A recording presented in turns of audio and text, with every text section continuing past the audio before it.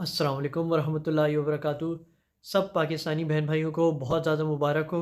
पाकिस्तान फिर से अपना मैच जीत गए। किसी न किसी तरह से हम लोग अभी भी वर्ल्ड कप की रेस में लगे हुए हैं। और किसने सोचा होगा कि आज 400 से ऊपर का टारगेट कंसीड करने के बाद न्यूजीलैंड जैसी टीम के ख़िलाफ़ हम लोग ये बात कह रहे होंगे कि पाकिस्तान जीत गया और अभी भी सेमीफ़ाइनल में जाने का कोई चांस है।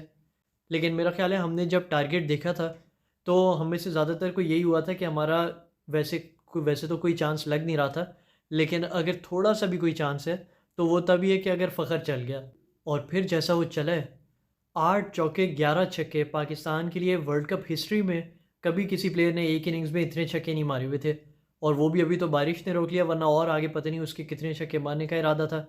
और बिल्कुल बीच में एक बॉल पे इस तरह से नहीं हुआ कि मिस हिट हो गई हो, कोई गलत शॉट लग गई हो, कोई एज निकल रहे हो। बिल्कुल अपने मिडल ऑफ द बैट से वो खेल रहा था। और जिस तरह से आज उसने इनिंग्स खेली है, मेरा ख़्याल है बाय फ़ार उसकी वर्ल्ड कप की बेस्ट इनिंग्स थी है। अच्छा, अब फ़खर ज़मान का तो सबको पता ही है कि उसने हमें किस तरह से जिताया है।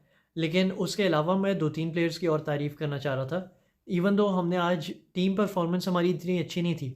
हम लोग 400 रन्स कंसीड करके ये नहीं कह सकते कि हमने एज़ अ यूनिट बहुत अच्छा खेला है। लेकिन 2-3 प्लेयर्स जो आज थोड़ा-सा बेहतर खेले हैं, उसमें एक है वसीम जूनियर। अब वसीम जूनियर पे पहले भी मैंने एक वीडियो निकाली थी वर्ल्ड कप शुरू होने से पहले, जिसमें मैंने उसकी तारीफ़ की थी, तो उस पे बहुत ज़्यादा क्रिटिसिज़्म हुआ था। बहुत लोगों ने मज़ाक उड़ाया था, गालियाँ दी थी कि भई तुम क्या बात कर रहे हो कि इस बंदे को जिसकी लाइन और लेंथ पे कोई कंट्रोल ही नहीं है, उसकी क्या तारीफ़ कर रहे हो। लेकिन जिस तरह से उसने अपना वर्ल्ड कप का करियर शुरू किया है, 3 मैचेज़ में 8 विकेटें ली हैं और आज भी उसने अपने 10 ओवर में 60 रन्स दिए हैं। तो वो अगर मेरा ख़्याल है वो भी कोई 80-90 रन्स कंसीड कर लेता और टारगेट और मज़ीद 400 की जगह कोई 430 तक चला जाता, तो बिल्कुल हमारे हाथ से और ही ज़्यादा ये मैच निकल जाना था।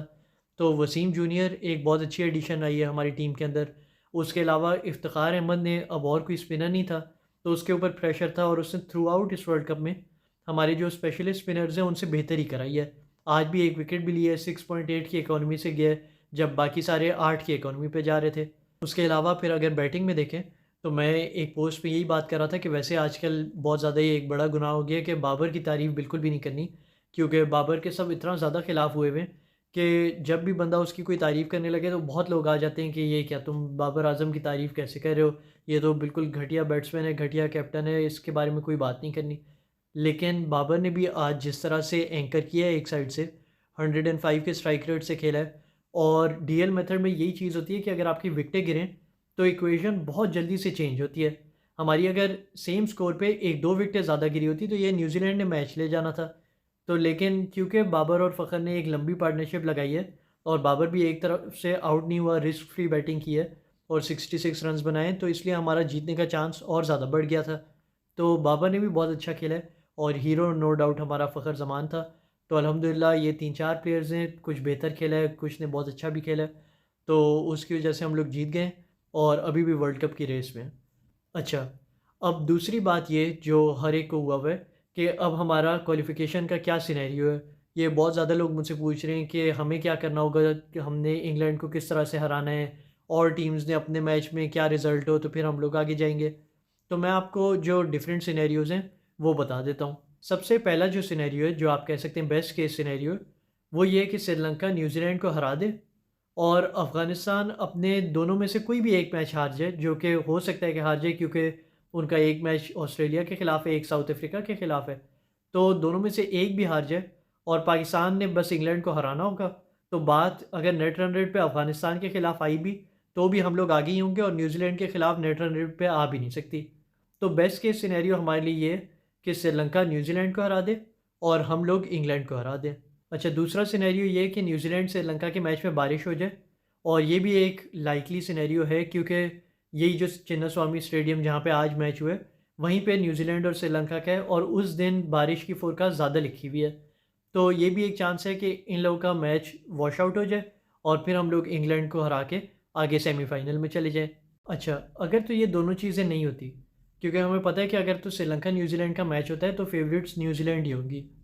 तो अगर तो न्यूज़ीलैंड जीतता है श्रीलंका से, तो उस केस में हमारा आगे जाना नियर इम्पॉसिबल हो जाएगा। क्योंकि अभी एक जो स्टैटिस्टिक्स में बड़ा एक अच्छा हमारा वो है, मज़हर अरशद, उसने भी एक ये डाला हुआ था, मैं आपको दिखा देता हूँ कि अगर न्यूज़ीलैंड श्रीलंका से सिर्फ 1 रन से भी जीती, तो भी हमने इंग्लैंड को कोई 130 रन से हराना होगा। तो ये हम लोग तो वैसे ही ज़िम्बाब्वे जैसी टीम के ख़िलाफ़ भी हमें ये होता है कि किसी तरह से जीत जाएँ। तो हमने अगर इंग्लैंड जैसी टीम को कोई 130-150 रन से हराना हुआ, तो वो मुझे नहीं लगता कि पॉसिबल है। तो हमारे लिए यही दुआ है, जो हम लोग अभी तक कुदरत के निज़ाम पे चल रहे हैं किसी तरह, तो यही है कि या तो श्रीलंका न्यूज़ीलैंड को हरा दे। और उसमें आपने देखा है कि श्रीलंका की पिछली अभी जो पिछले मैच में परफ़ॉर्मेंस भी कितनी अच्छी थी इंडिया के ख़िलाफ़। तो इसलिए उम्मीदें तो बहुत ज़्यादा हैं श्रीलंका से, लेकिन फिर भी ऑन द डे कुछ भी हो सकता है। तो दुआ यही है कि या तो श्रीलंका न्यूज़ीलैंड को हरा दे, या फिर जिस तरह से आज हुई है उस तरह से बारिश हो जाए। उसके बाद अगर तो हम लोग इंग्लैंड को हरा के किसी तरह से सेमीफ़ाइनल में पहुंच गए, तो फिर हर टीम सिर्फ 2 ही मैचेस दूर होगी वर्ल्ड कप जीतने के। और क्या पता है कि जो टीम हमें इतनी ज़्यादा मीडियोकर लग रही है थ्रू आउट, वो वर्ल्ड कप की ट्रॉफ़ी भी ले आए। तो उम्मीद तो हम लोग थोड़ी-थोड़ी लगा के बैठे हुए ही हैं, लेकिन फिर भी ये चीज़ दिमाग में रखनी चाहिए कि क्वालिफ़िकेशन के चांसेस अभी भी काफ़ी कम है। और अगर तो पाकिस्तान आगे नहीं जा पाती, तो इतना ज़्यादा दिल ख़राब करवाने की ज़रूरत नहीं है। लेकिन फिर भी मुझे पता है ये बातें मैं खुद करके खुद ही सबसे ज़्यादा परेशान हुआ होऊँगा। लेकिन बहरहाल बहुत ज़्यादा मुबारक हो सारे पाकिस्तानी बहन भाइयों को।